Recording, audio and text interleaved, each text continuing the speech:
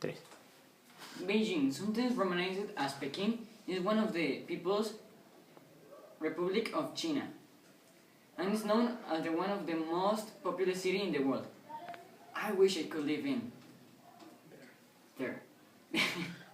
The population as of 2030 was 20,150,000 people.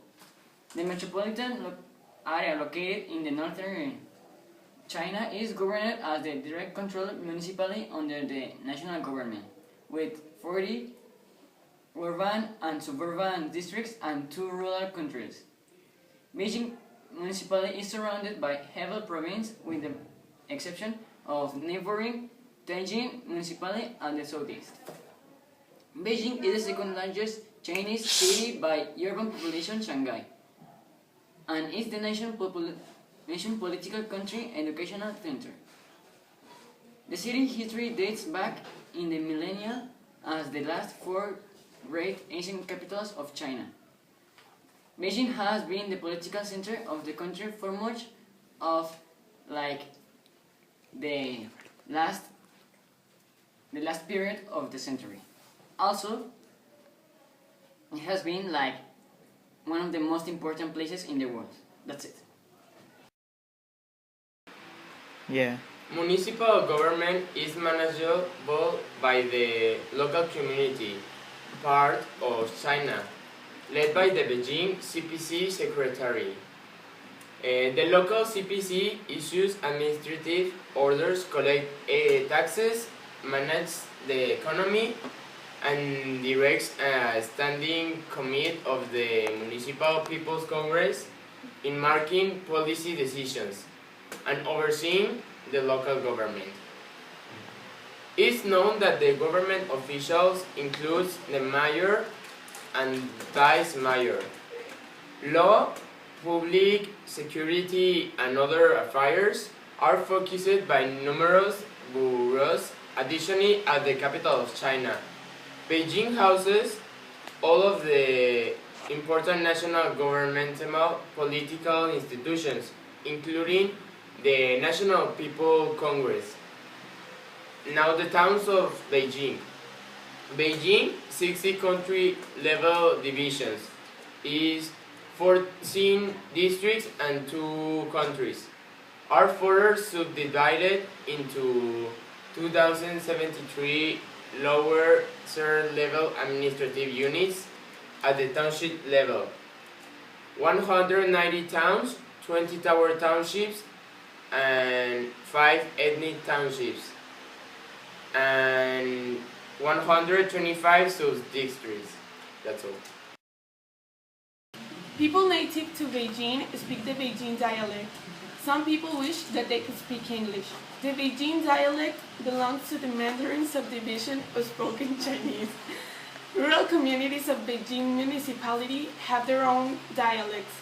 Beijing or Peking opera is a traditional form of Chinese theater well known throughout the nation, commonly lauded as one of the highest achievements of Chinese culture.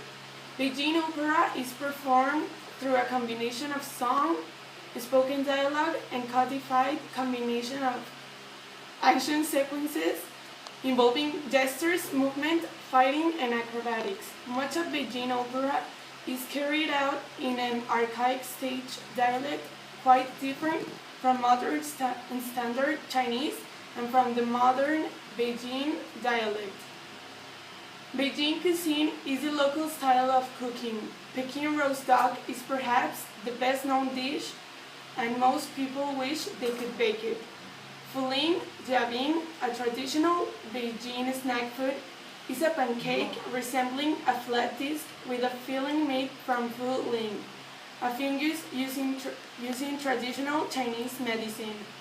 Tea houses are common in Beijing. The cloisonne metalworking technique and tradition is a Beijing art, especially, and is one of the most revered traditional crafts in China. At the historical heart of Beijing lies the Forbidden City, the enormous palace compound that was the home of emperors of the Ming and Qing dynasties. The Forbidden City hosts the Palace Museum, which contains imperial collections of Chinese art. I wish I could visit these museums. Surrounding the Forbidden City are several former imperial gardens, parks, and scenic areas. Notable Berhai, Shishahai, Songna, Bai, Hingshan, and Songshan. I wish I could visit this. I could live near this. These communities, particularly Benghai Park, are deserved as masterpieces of Chinese garden art and are popular tourist destinations with tremendous historical importance in the modern era. Sí.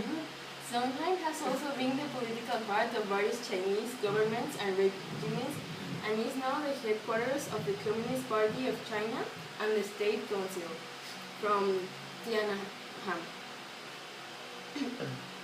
Guamen.